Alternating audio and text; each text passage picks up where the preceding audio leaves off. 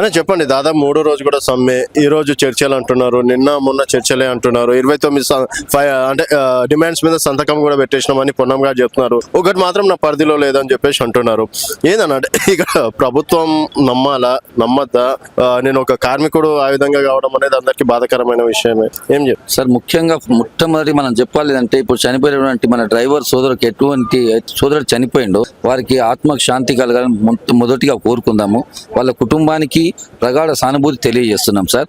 దయచేసి మొట్టమొదటి నేను చెప్పానంటే కార్మిక లోకానికి అందరికీ ఇటువంటి తొందరపాటు నిర్ణయాలు మీరు చేయొద్దు. ఏదున్నా సరే మనం గతంలో 55 రోజులు సమ్మె చేసినాము, ఇంకొక 50 రోజులు ఎక్స్ట్రా అవుతుండొచ్చు. నిలబడి మనం బతికుండి సాధించుకోవాలని చచ్చిపోతే ఏమొస్తుంది సార్? అదొకటి. ఈరోజు మీరు అన్నట్టు పొన్నం ప్రభాకర్ గారు చర్చలు జరుపుతున్నారంటే సార్, మొదటి రోజు సమ్మె స్టార్ట్ అయినాక సాయంత్రం ప్రెస్ మీట్ పెట్టిన పొన్నం ప్రభాకర్ గారు ఒక మాట అన్నారు. ఇప్పుడు మొన్నటి వరకేమో కమిటీ చేసినా అన్నాడు. మొన్న సమ్మె మొదలైన రోజు ఇంతవరకు అసలు తెలంగాణలో కమిటీ కూడా వేయలేదు అన్నాడు. మన నరం లేని వాళ్ళకి ఆయన ఎందుకు 2 మాటలు ఇప్పుడు నువ్వు మాట్లాడితేనేమో అనుకోవచ్చు, ఒక ప్రజాప్రతినిధివి మొన్నటిదాకానేమో కమిటీ ఉందన్నారు, ఈ రోజేమో కమిటీ లేదంటున్నావు. మొన్న 4:30-5 గంటలకి 3 IAS కమిటీ వేసినావు. మరి ఆ కమిటీలో వాళ్ళకి కమిటీ వేసే ముందు విధి విధానాలు వాళ్ళకి చెప్పాలి కదా. వీళ్ళు ఇవి అడిగితే మీరు ఇవి మాట్లాడాలి అని చెప్పాలి కదా.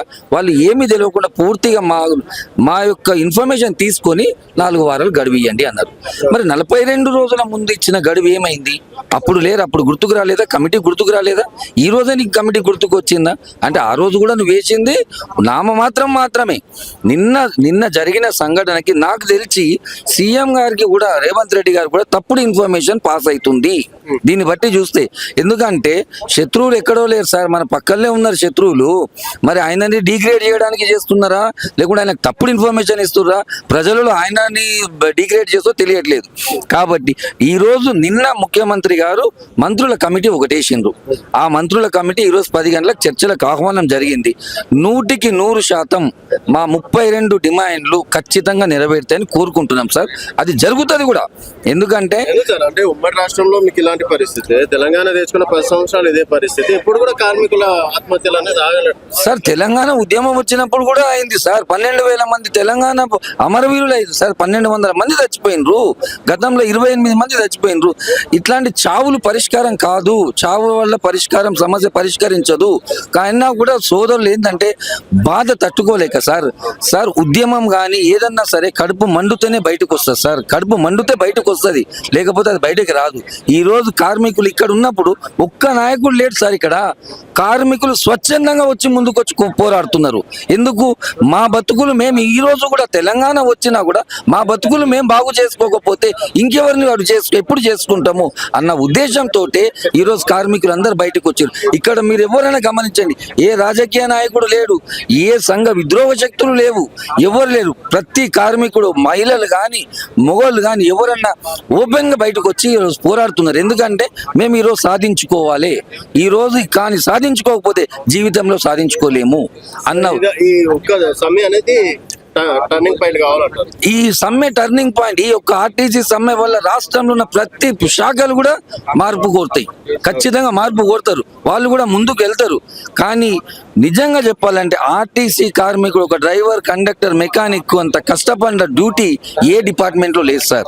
ఇది మాత్రం వాస్తవం. 8 గంటలు చేసే ఉద్యోగాన్ని 12 గంటలు పోతున్నది.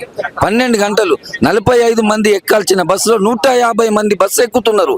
అమ్మ నా బూతులు తిడుతున్నారు. అయినా ఓర్చుకుంటున్నాము. అన్ని ఓర్చుకొని కూడా మేము వాళ్ళ మీద ఎటువంటి మేము తిట్టకుండా ఏం చేయకుండా శాంతియుతంగా మా డ్యూటీలు కంప్లీట్ చేసుకొని 11-11:30 క్యాష్ కట్టి ఇంటికి పోతున్నాము. అక్కడ మహాలక్ష్మి రావడం వల్ల డిపో అర్నింగ్స్ తగ్గిపోయినా కూడా మాకే తిట్లు, మా మీదనే టార్చర్ అధికారులు. సార్ బస్సు మొత్తం మహాలక్ష్మి ఉన్నది సార్ అంటే దానికి మాకు సంబంధం లేదు అంటున్నారు. మాకు సంబంధం లేదు, నువ్వు క్యాష్ తీసుకోండి. ఎక్కడ ఉండొస్తా సార్? 40 మంది బస్సులో 150 మంది ఎక్కుతున్నారు. అందులో 90% మహిళలు ఉంటే 10% నాకు ఓఆర్ ఎక్కడ నుండి వస్తుంది? ఓఆర్ చూపించుకుంటే అయిపోయిందా?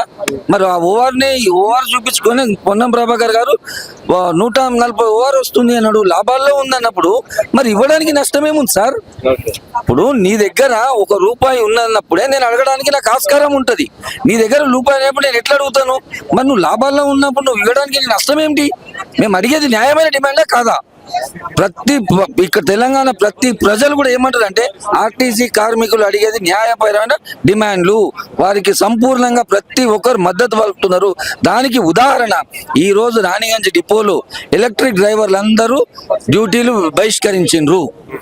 ఈ రోజు ఆ తెలంగాణలో ఉన్న రాణిగంజ్ డిపోలో మొత్తం విధులు బహిష్కరించారు. ఎందుకంటే అన్న మీరు అడిగేది కరెక్ట్ డిమాండే, మీ వెనక మేము ఉన్నాము, మీరు కూడా మేమందరం ఇద్దరం కలిస్తే రేపు డ్యూటీ చేస్తాం. కూడా నడపకపోతే ఇంకా ప్రజల నుంచి మద్దతు సార్ ప్రైవేట్ వాళ్ళు అంటే మీకు తెలుసు మన తెలంగాణ మన ఉద్యోగాలు అనుకొని ఈ రోజు నడిపే ఈవీ డ్రైవర్లు బీహార్ నుండి మహారాష్ట్ర నుండి తీసుకొచ్చిన డ్రైవర్లు. మీరు కావాలంటే ప్రతి బస్సులో ఎక్కి వాళ్ళ ఇంటర్వ్యూ చేయండి, వాడు మహారాష్ట్ర వాడు బీహార్ వాడు.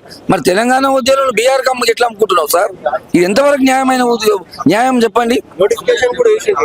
ఏమని వేసిండు? మరి డ్రైవర్లు కండక్టర్లు కావాలి. ఆ నోటిఫికేషన్ వేస్తాడు సార్. ఏమని ఈ రోజు 10 రోజులు కాగానే వాళ్ళు నిలగొడతాడు. మళ్ళా వాళ్ళనైతే శాశ్వతంగా తీసుకోడు కదా, వాళ్ళు నిలగొడతాడు.